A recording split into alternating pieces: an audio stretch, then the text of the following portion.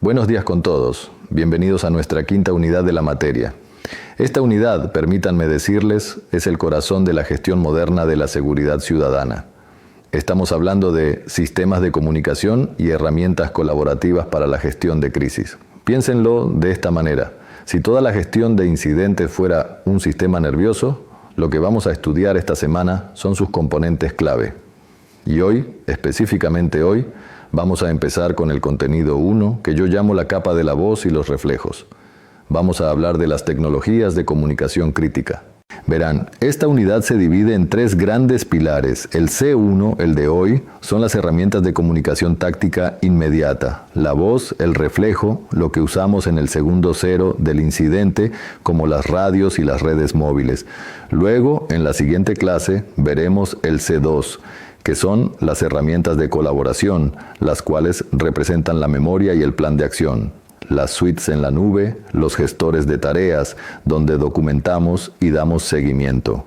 Y finalmente, veremos el C3, que es el cerebro, los sistemas integrados de comando y control, la doctrina, las estructuras, como el C4 o C5I.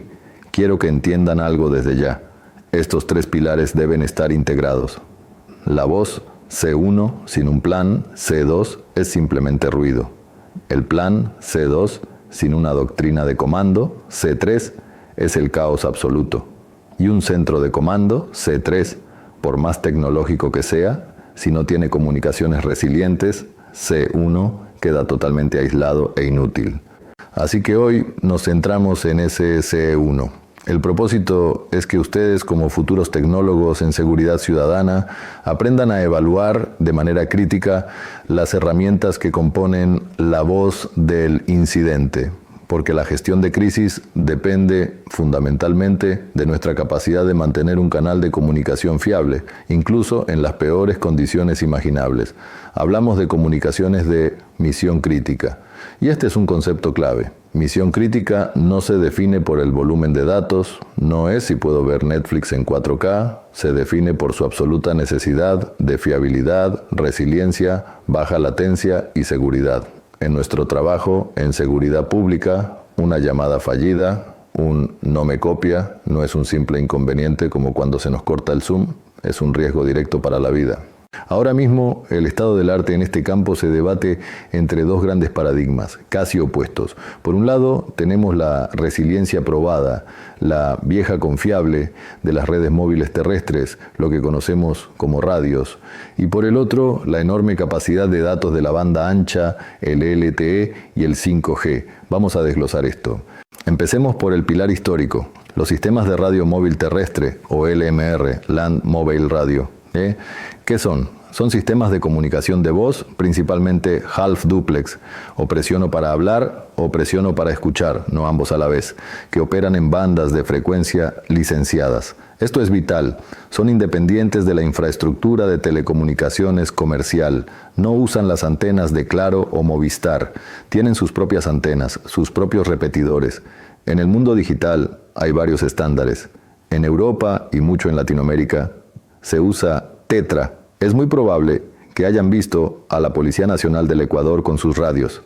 Bueno, ellos han operado por años sobre redes Tetra. Este estándar es fantástico, optimizado para voz de muy alta calidad y envío de datos ligeros, como mensajes de texto o la ubicación GPS de la unidad. En Norteamérica, el estándar de facto es el P25, diseñado para que agencias con radios de diferentes marcas, Motorola, Harris, Kenwood, puedan hablar entre sí. Su foco es la interoperabilidad entre fabricantes. Y luego tenemos un estándar llamado DMR, Digital Mobile Radio. Es un poco más simple, de menor costo y muy popular en sectores comerciales, logística, seguridad privada, pero también en agencias de seguridad o municipios con presupuestos más limitados. Pero más allá de los estándares, quiero que se graben a fuego el concepto más crítico de la radio LMR. Es su principal ventaja táctica y se llama DMO o modo directo. ¿Qué es esto? Es la capacidad de dos radios para comunicarse directamente entre sí, sin depender de absolutamente ninguna infraestructura, sin torres, sin repetidores, sin red. Es el talk around. Quiero que viajen conmigo al 16 de abril de 2016, 1858, Pedernales, Manabí, terremoto. En los primeros minutos, ¿qué colapsó? Todo. Se fue la luz y con ella cayeron todas las redes de telefonía celular comercial, los primeros equipos de respuesta en llegar, esos policías, esos bomberos en medio de los escombros. Sus celulares eran ladrillos inútiles, pero sus radios LMR, al no encontrar la red, activaron el modo directo y podían hablar entre ellos, coordinar el rescate en esa manzana, radio con radio. En un desastre mayúsculo donde la infraestructura colapsa y en Ecuador, con nuestros volcanes, fallas sísmicas y riesgos de inundación, esto no es una pregunta de si pasará, sino de cuándo. El DMO es, a menudo, la única forma de comunicación que sobrevive. Uno de los errores más comunes que veo en la planificación es justamente este: ignorar el DMO, confiar ciegamente en que la red, sea de radio o celular, siempre va a estar ahí. Nuestros planes de emergencia deben incluir el DMO como un modo de contingencia estándar y el personal debe saber cómo activarlo en la oscuridad, bajo presión. Ese es el primer paradigma. Ahora, vamos al segundo. La banda ancha para misión crítica, es decir, LTE y 5G. Esto es el uso de las redes de telefonía móvil 4G y 5G para funciones de seguridad pública. Para replicar la función de la radio, se estandarizó algo llamado MCPTT, Mission Critical Push to Talk. Es básicamente un pulsar para hablar que funciona sobre la red de datos, como un WhatsApp, pero con esteroides. Instantáneo, seguro y con calidad de servicio garantizada. ¿Cuál es la ventaja obvia y gigantesca de esto? El ancho de banda. La radio LMR es excelente para la voz, pero su capacidad de datos es muy limitada. Con LTE, las posibilidades se disparan. Imaginen un operativo de alto riesgo en Guayaquil.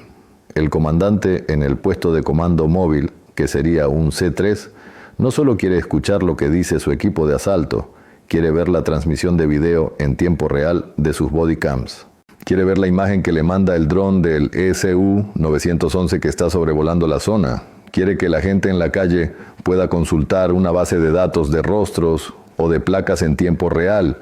Eso solo se puede hacer con el ancho de banda que da el LTE. Es un salto cualitativo en el conocimiento situacional. Suena maravilloso, ¿verdad? Pero ¿cuál es la desventaja? ¿Cuál es el talón de Aquiles? La dependencia de la infraestructura. Volvamos al terremoto. Las redes celulares comerciales son el primer servicio que colapsa en una emergencia masiva. ¿Por qué? Por dos razones. Por daño físico, se cae la torre, o, más comúnmente, por congestión. Piensen en un concierto en el Parque Bicentenario aquí en Quito, o una final del campeonato en el Monumental. ¿Qué le pasa a su señal de celular? Se satura, ¿verdad? Ahora imaginen esa misma congestión pero multiplicada por 1000 en una situación de pánico colectivo. Simplemente la red no da abasto. Por eso, países como Estados Unidos crearon redes LTE privadas y dedicadas solo para seguridad pública como FirstNet, que mitigan esto dando prioridad al personal de emergencia. Pero incluso esas redes privadas dependen de que las torres tengan energía y sigan en pie. Y además, el LTE en su estándar actual no tiene un modo directo tan robusto como el DMO de la radio. Existen paliativos, pero no es lo mismo. Entonces, tenemos LMR, alta resiliencia, bajo ancho de banda, con DMO, y LTE, baja resiliencia, alto ancho de banda, sin DMO real. ¿Qué hacemos cuando ambos fallan? Aquí entra la tercera categoría, las comunicaciones satelitales. Estos son terminales que se comunican directamente con satélites, ya sean geoestacionarios, GEO, o de órbita baja, LEO. Piénsenlo como la última línea de comunicación. Se usan cuando la infraestructura LMR y LTE ha fallado por completo, o en zonas donde simplemente no existe cobertura. Piensen en nuestra geografía ecuatoriana. Piensen en un equipo de rescate en la alta montaña, en el Sangay o el Cotopaxi. Piensen en una patrulla de las Fuerzas Armadas en lo profundo de la selva amazónica, en la frontera. Ahí no hay señal de nada. el teléfono satelital es esencial. Volviendo al 2016, los equipos en Pedernales usaban DMO para hablar entre ellos. Pero ¿cómo se comunicaba el puesto de comando en la zona 0 de Pedernales con el Comité de Operaciones de Emergencia Nacional en Quito? ¿Cómo pedían maquinaria pesada, agua, médicos? La única vía era la satelital. Conectaban el puesto de comando C3 con el mundo exterior. Bien, hemos visto las 3 tecnologías base, pero ahora llegamos al que, en mi experiencia, es el desafío central de la comunicación en crisis, la interoperabilidad. La definición técnica es simple: la capacidad de los sistemas y equipos de distintos organismos para funcionar juntos sin fisuras. El problema es que la realidad es mucho más compleja. Imaginen un incidente mayor, un incendio estructural en el centro de Quito. Llega la policía, que puede estar usando P25 o Tetra. Llegan los bomberos, que históricamente en nuestra región podrían usar un estándar diferente o incluso de MRS. Llega una ambulancia del Ministerio de Salud y el desastre. No pueden comunicarse entre sí. El policía no puede hablarle por radio al bombero para decirle no entres, la estructura es inestable, y el bombero no puede pedirle al policía que despeje una ruta de evacuación. Esto se llama silos de radio. Es un error común.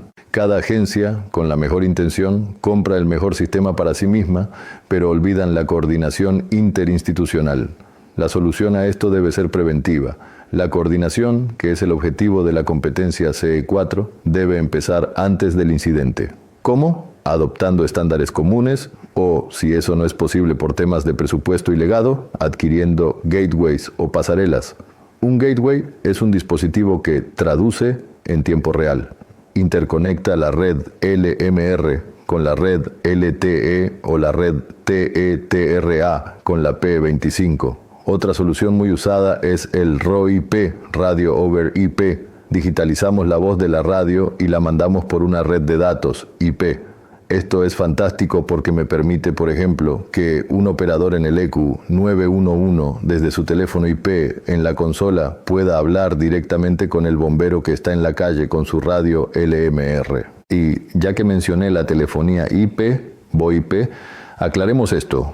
VoIP es la tecnología de comunicación estándar dentro de las edificaciones y los centros de comando. Los teléfonos en sus escritorios en el EQ 911 son VoIP, pero no es una herramienta de campo para la respuesta táctica inicial. Depende totalmente de la red IP del edificio. Es parte del C3, cerebro, no del C1, reflejos. Para terminar, cuando ustedes estén en el campo y deban decidir qué tecnología usar, o cuando estén en una oficina planificando la arquitectura de comunicaciones para su cantón, deberán evaluar estos criterios. Primero, resiliencia. Depende de infraestructura externa. Tiene modo directo, DMO. Segundo, interoperabilidad. ¿Puedo hablar con las otras agencias que van a estar allí? Tercero, capacidad de datos. ¿Necesito solo voz LMR o necesito video y datos LTE? Cuarto, latencia. El tiempo que tarda desde que presiono el PTT hasta que mi voz se escucha. En misión crítica, ese tiempo debe ser inferior a medio segundo. Un segundo de retraso en una emboscada es fatal. Y finalmente, claro, seguridad, está cifrado costo y duración de la batería. Como ven, no hay una tecnología mejor que otra. La radio LMR es para la respuesta táctica de primera línea, para la voz grupal. El LTE es para el comando móvil, para el conocimiento situacional, con datos y video. Y la satelital es para los puestos de comando en zonas sin cobertura o cuando todo lo demás ha fallado. Su trabajo será saber comparar y seleccionar la herramienta adecuada para el contexto adecuado, asegurando que la voz del incidente nunca se apague. Bien, para dar por terminada la sesión del día de hoy, les quiero recordar que deben revisar todas las actividades que se encuentran cargadas en el aula virtual y deberán realizarlas en el tiempo establecido. No se olviden que uno de los requisitos para aprobar el curso es que deben tener todas las actividades completas. Una vez más, quiero indicarles que en el caso de tener alguna duda sobre la clase, pueden realizar sus preguntas al agente virtual de la materia. El enlace que los llevará directamente a conversar con el agente se encuentra cargado en la plataforma virtual en el apartado de la información general del curso. Si luego de conversar con el agente virtual siguen teniendo dudas, pueden realizar sus preguntas en el grupo de WhatsApp de la asignatura. Allí los asistentes de cátedra les ayudarán respondiendo sus preguntas. Además de eso, también tienen disponible un foro de dudas dentro del aula virtual, donde podrán dejar sus inquietudes para ser resueltas. Pasen bien, señores estudiantes, y nos vemos en la próxima clase. ITESUT, Instituto Superior Tecnológico Universitario de Transporte.